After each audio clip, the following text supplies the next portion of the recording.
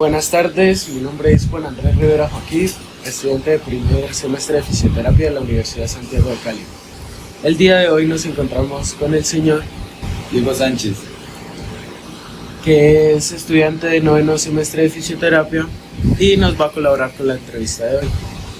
Primero que todo, ¿qué te motivó a estudiar fisioterapia? Bueno, tengo una niña de 10 años con parálisis cerebral, espástica. Eso hizo pues, quería saber por qué nació así, cuáles eran las sintomatologías de eso. De hecho, por eso entré a ingresar a estudiar fisioterapia. ¿En qué tipo de entornos has trabajado? Por ejemplo, clínicas, hospitales, deportes, rehabilitación, entre otras. Bueno, en el área deportiva estoy en Indevalle, ahora me encuentro activo en la Universidad de Santiago de Cali en deporte formativo. En clínica fui auxiliar de enfermería, en ambulancia PH, como medicina estuve en ambulancias trabajando trasladando paciente crítico. Bueno, aquí estoy. ¿Qué técnicas de tratamiento utilizas con mayor frecuencia en tus sesiones de fisioterapia? Depende también la patología del paciente o con lo que ella conlleve, ¿sí? Hay técnicas que son como la electroestimulación, el drenaje, la liberación muscular, los isométricos y hay muchas cosas más. En estas sesiones de fisioterapia utilizas terapia manual, electroterapia o ejercicios específicos, y en qué casos los usas. Sí, la terapia manual es muy importante para pacientes con displasias, con dolores articulares a nivel de acromioclavicular, rodilla, cadera, etc. Estas maniobras son importantísimas para el manejo del dolor del paciente. ¿Qué herramientas o métodos usas para tratar problemas musculoesqueléticos?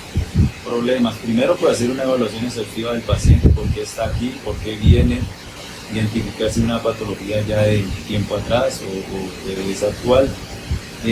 Una anamnesis importante,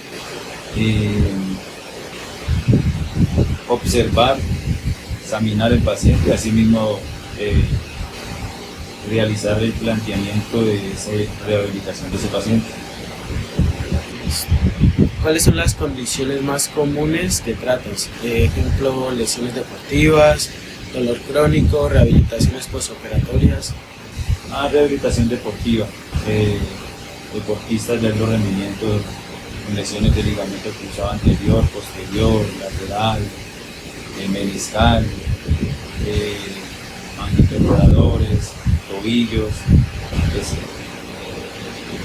¿Cómo decides qué tipo de tratamiento es adecuado para cada paciente? Primero, como inicialmente lo habíamos mencionado, se valora el paciente, se indaga, se manejan las técnicas de acuerdo a la patología del paciente y asimismo realizar el planteamiento y el manejo de ese diagnóstico.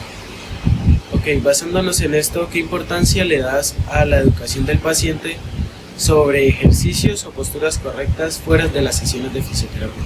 Exacto.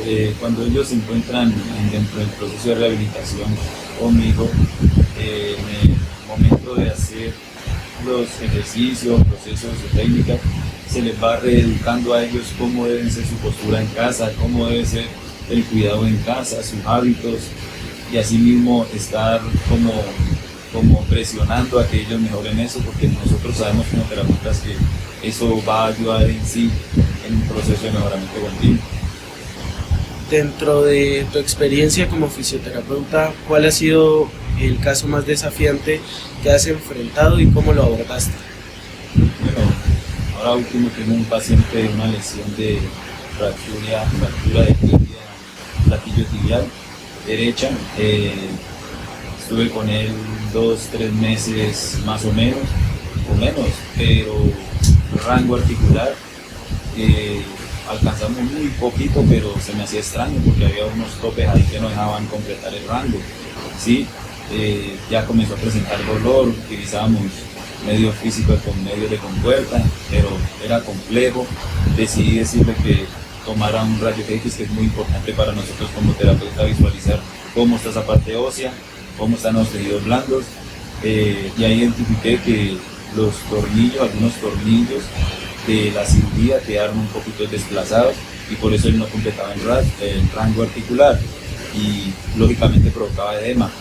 Eso fue complejo para mí porque hay una enseñanza, porque a medida que el paciente de pronto no recupera pueden haber otras cosas que estén deteriorando esa parte. Le dije había que presentarse al médico, mirar a ver otra vez y efectivamente a los 15 días lo volvieron a operar, removieron esa parte y ya de nuevo iniciamos, ya llevamos un mes y medio con él otra vez y ya el rango lo ha ido recuperando. Unos músculos muy hipotónicos también se fueron tonificando y ya hay una marcha mucho más pareja. ¿Qué cambios importantes has observado en el sector de la fisioterapia en los últimos años? En los últimos años, cada vez uno se va actualizando de muchas cosas, se van como, por ejemplo, estar activo con los artículos. Hay artículos que la evidencia muestra que hay técnicas que son mucho mejores que otras. Cada fisioterapeuta trabaja con su técnica adecuada, con su técnica que le ha ido muy bien y eso es importante. Pero eso también depende del paciente, su organismo, su metabolismo, cómo se dé para trabajar esa parte. Sabemos que hay mucha gente que quiere entrar a estudiar la carrera de fisioterapia. ¿Qué consejos les darías? Bueno, primero, es una carrera espectacular como cualquier otra, pero esta carrera es tener mucho más lectura del movimiento corporal humano. ¿Por qué ese movimiento? ¿Por qué otros lo hacen, otros no? Nosotros estamos estudiando para esa parte. El personal que desee estudiar estos días debe venir con muy alta actitud y actitud para sacar adelante esa carrera. Es bastante compleja, pero es muy buena. ¿Qué herramientas o métodos usas para diagnosticar problemas neurológicos? ¿Problemas qué? Neurológicos. Bueno, en la parte neurológica hay muchas escalas, muchos test que nos evalúan. Ya depende de la situación del paciente. Paciente niño, parálisis cerebral, tenemos muchas escalas para esa edad.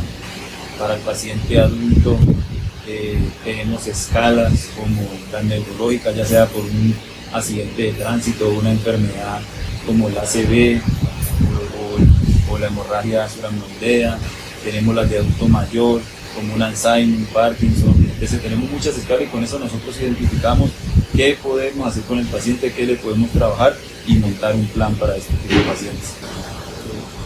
¿Qué crees que es lo más importante que los pacientes deberían saber sobre la fisioterapia?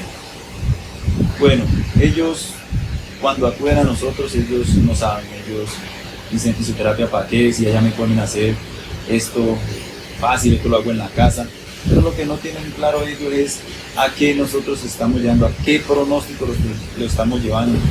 Ellos tienen por encima un diagnóstico médico, pero nosotros tenemos y manejamos un diagnóstico fisioterapéutico y nos montamos en un plan para poder realizarlo y poder llegar a un pronóstico. Un pronóstico tenemos como un largo plazo, corto plazo, medio plazo, depende de la patología del paciente. Ellos no llegan a eso, lo ideal es tratar de a ellos de explicarles a qué necesitamos nosotros llegar. ¿Crees que la fisioterapia puede integrarse con otras disciplinas de la salud, como puede ser medicina, psicología, entre otras, para mejorar el cuidado de un paciente?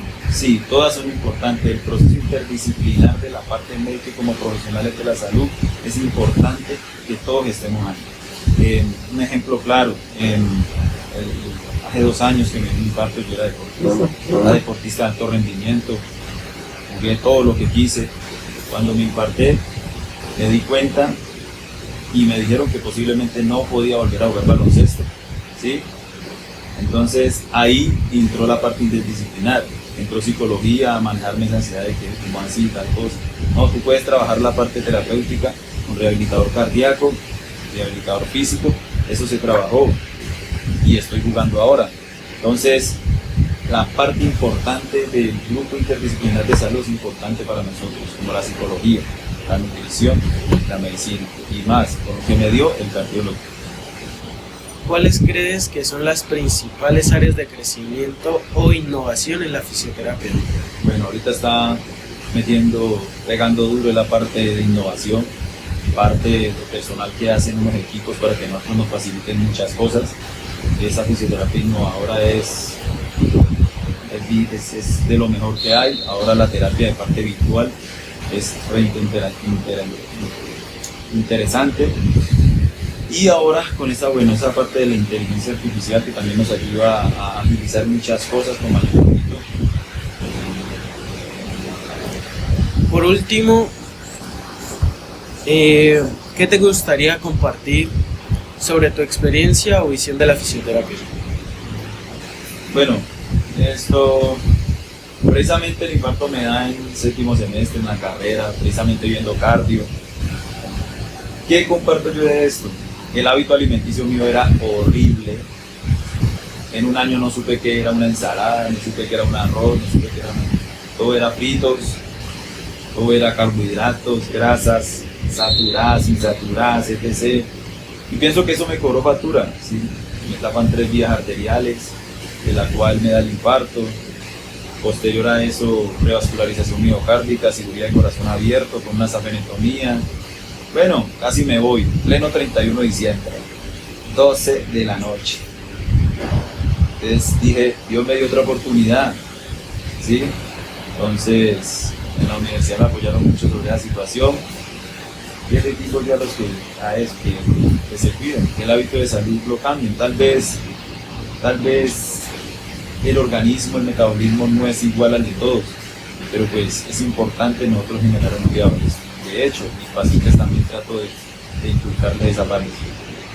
Listo, muchísimas gracias. Ok, gracias a ustedes por el espacio y saludos.